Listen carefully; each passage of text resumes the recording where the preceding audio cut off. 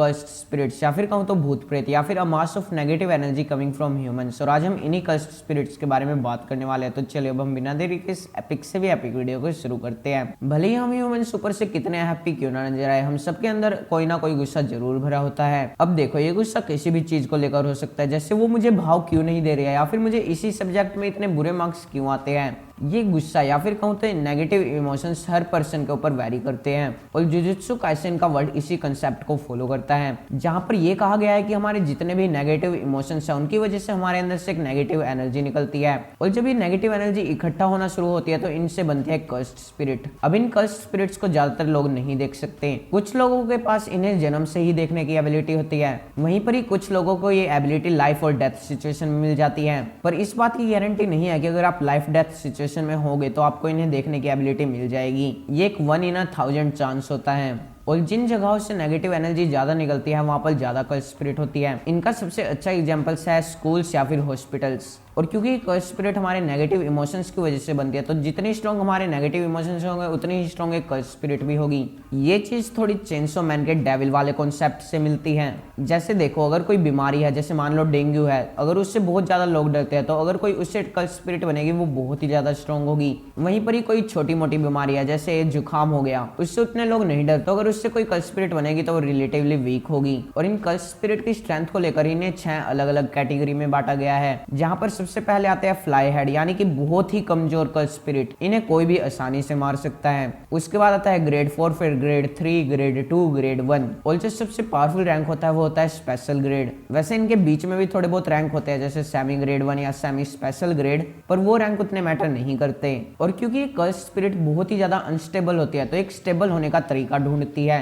और एक cursed spirit का सबसे ज्यादा स्टेबल होने का तरीका वो है कि वो एक ऑब्जेक्ट में चली जाए। और अगर कोई कर्स्ड स्पिरिट किसी ऑब्जेक्ट के अंदर चली जाती है तो उसे कर्स्ड ऑब्जेक्ट कहते हैं। अगर आपने जुजुत्सु काइसेन देखा है तो इसका सबसे अच्छा एग्जांपल है रियोमेन सुकुना की फिंगर्स। सुकुना ने अपने आप को अलग अलग 20 फिंगर्स में बांट लिया था, और ये सारी फिंगर्स एक कर्स्ड ऑब्जेक्ट का एग्जांपल है। इसके अलावा कई अलग अलग तरीके के कर्स्ड टूल भी होते हैं। ये वो टूल होते हैं जिनके अंदर अपनी ही अलग से ये कर्स्ड एनर्जी होती है। वैसे इनके अंदर कर्स्ड एनर्जी कोई और मिलाता है, पर जिस भी टूल या वेपन के अंदर कर्स्ड एनर्जी होती है उसे हम कर्स्ड टूल कहते हैं। अगर आप जुजुत्सु काइसेन के वर्ड को अच्छे से समझना चाहते हो तो आपको 2 कर्स्ड ऑब्जेक्ट के बारे में बहुत ही अच्छे से पता होना चाहिए, जिनमें से एक तो है रियोमेन सुकुना की 20 फिंगर्स, उनके बारे में तो आप जानते ही होंगे। और दूसरी है कर्स्ड ऑब्जेक्ट डेथ पेंटिंग्स। अब देखो, पुराने जमाने में क्या हुआ था कि किसी औरत के साथ एक कर्स्ड स्पिरिट ने रिप्रोडक्शन वाली प्रोसेस कर ली, जिसकी वजह से ऐसे बच्चों का जन्म हुआ जो कि आधे कर्स्ड स्पिरिट थी और आधे ह्यूमंस थे। और इन्हें आसपास के लोग श्रापित समझते थे,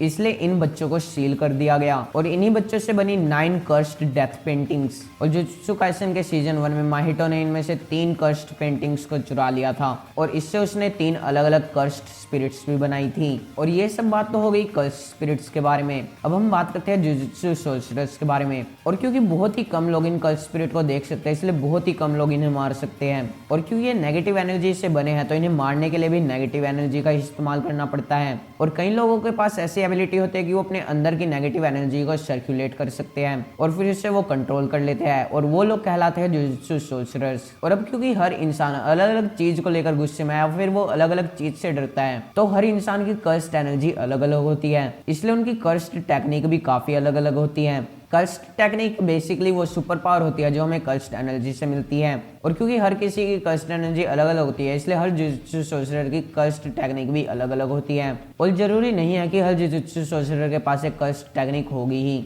बहुत से लोगों के पास कभी कोई कर्स्ड टेक्निक होती नहीं है। इसका सबसे अच्छा एग्जांपल है यूजी इटाडोरी, जो कि जुजुत्सु काइसेन का मेन कैरेक्टर भी है। उसके पास खुद की कोई कर्स्ड टेक्निक नहीं है, इसलिए वो सिर्फ कर्स्ड एनर्जी का इस्तेमाल अपने हाथ में फोकस करके उससे पंच करने में ही करता है। कर्स्ड एनर्जी को किसी एक पार्ट पे फोकस करके हम उस पार्ट को बहुत ही ज्यादा स्ट्रॉन्ग बना सकते हैं। और अब कर्स्ड टेक्निक की बात आई है तो अब हम शिकिगामी के बारे में भी जान लेते हैं। शिकिगामी बेसिकली वो कर्स्ड स्पिरिट होती है जो एक सोर्सरर खुद बनाता है अपनी खुद की कर्स्ड एनर्जी से, या फिर शिकिगामी को आप बेसिकली एक ह्यूमन फ्रेंडली कर्स्ड स्पिरिट समझ सकते हो। और क्योंकि नॉर्मल लोग कर्स्ड स्पिरिट्स को नहीं देख सकते, इसलिए इन्हें मारते वक्त जुजुत्सु सोर्सरर एक अलग सा ही बैरियर बना देते हैं। इस बैरियर को एनिमे में व्हील या फिर मांगा में कर्टन नाम से जाना जाता है।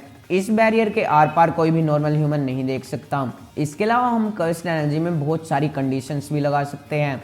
ये कॉन्सेप्ट थोड़ा हंटर एक्स हंटर के नैन वाले कॉन्सेप्ट जैसा है। जैसे अगर आपने हंटर एक्स हंटर देखा होगा तो उसमें आपने देखा होगा कि कुरापिका ने अपने ऊपर एक कंडीशन लगा ली थी जिससे उसका नैन बहुत ही ज्यादा ताकतवर हो चुका था। तो कुछ ऐसा ही जुजुत्सु काइसेन में भी आप कर सकते हो कि आप अपनी कस्ट एनर्जी के ऊपर एक कंडीशन लगा लोगे कि थोड़े बहुत कंडीशंस में आप वीक हो जाओगे पर ज्यादातर में आप स्ट्रांग हो जाओगे। इसका सबसे अच्छा एग्जांपल है नानामी। उसने अपने ऊपर एक कंडीशन लगा रखी है कि सुबह के 8 बजे से शाम के 4 बजे तक वो ज्यादा कस्ट एनर्जी का इस्तेमाल नहीं कर पाएगा, पर 4 बजे के बाद उसकी कस्ट एनर्जी बहुत ही ज्यादा बढ़ जाएगी। तो बेसिकली अलग अलग कंडीशन लगा के आप अपने आप को और भी ज्यादा ताकतवर बना सकते हो। और कुछ कंडीशन ऐसी होती है जो हमारे पेरेंट्स हमारे लिए लगा लेते हैं, मतलब कोई बच्चा पेट में होगा और उसी के ऊपर वो कंडीशन लगा देंगे। ऐसे पैक्ट को कहा जाता है हेवनली रिस्ट्रिक्शन, या फिर बहुत से केसेस में ये पैक्ट खुद ही लग जाता है। इसका सबसे अच्छा एग्जाम्पल है माकी। वो कस्ट स्पिरिट्स को नहीं देख सकती पर बदले में उसे एक बहुत ही अच्छी बॉडी मिली है जो कि उसे बहुत ही ज्यादा स्ट्रॉन्ग बना देती है। या फिर मैकामारू भी इसका बहुत ही अच्छा एग्जांपल है। उसकी फिजिकल बॉडी बहुत ही ज्यादा वीक है पर बदले में उसकी कस्ट एनर्जी बहुत ही ज्यादा स्ट्रॉन्ग है। और जैसे कस्ट स्पिरिट को भी अलग अलग ग्रेड में बांटा गया है वैसे ही जुजुत्सु सोर्सरर्स को भी अलग अलग ग्रेड में ही बांटा गया है। इनका ग्रेड सिस्टम भी वही है, ग्रेड 4, ग्रेड 3, ग्रेड 2, ग्रेड 1, फिर स्पेशल ग्रेड। और अगर एक जुजुत्सु सोर्सरर किसी कस्ट स्पिरिट के हाथों मरता है तो इसके बहुत ही ज्यादा चांसेस है कि वो भी एक कस्ट स्पिरिट बन जाएगा, क्योंकि जुजुत्सु सोर्सरर्स बहुत ही जल्दी मर जाते हैं और इसलिए उन्हें बहुत ही ज्यादा रिग्रेट होते हैं। इससे बचने के लिए जुजुत्सु सोर्सरर को हमेशा कस्ट एनर्जी से ही मारा जाना चाहिए, वरना बाद में वो एक कस्ट स्पिरिट बन सकता है। इसके अलावा एक ऐसी टेक्निक होती है जिसका नाम है रिवर्स कस्ट टेक्निक। कस्ट एनर्जी नेगेटिव एनर्जी से बनी हुई है इसलिए हमारी बॉडी को हील नहीं कर सकती। तो बहुत से सोर्सरर्स इसी नेगेटिव एनर्जी में और भी नेगेटिव एनर्जी मल्टीप्लाई कर लेते हैं, और अगर आप नेगेटिव में नेगेटिव ही मल्टीप्लाई करोगे तो वो पॉजिटिव बन जाएगा। तो ऐसे वो नेगेटिव एनर्जी में और भी नेगेटिव एनर्जी मल्टीप्लाई करके पॉजिटिव एनर्जी क्रिएट करते हैं जिससे वो अपने बॉडी पार्ट्स को रीजनरेट भी कर सकते हैं। और इसी टेक्निक को कहते हैं रिवर्स्ड कर्स टेक्निक। और ये टेक्निक बहुत ही कम सोर्सरर्स कर पाते हैं। तो यही थे वो कुछ कस्ट एनर्जी के बेसिक जो आपको पता होने चाहिए अगर आप जुजुत्सु काइसेन के वर्ड को समझना चाहते हो। आई होप आपको इस वीडियो से कुछ नया जानने को मिला होगा। आज के लिए बस इतना ही। Tata bye bye, thanks for watching.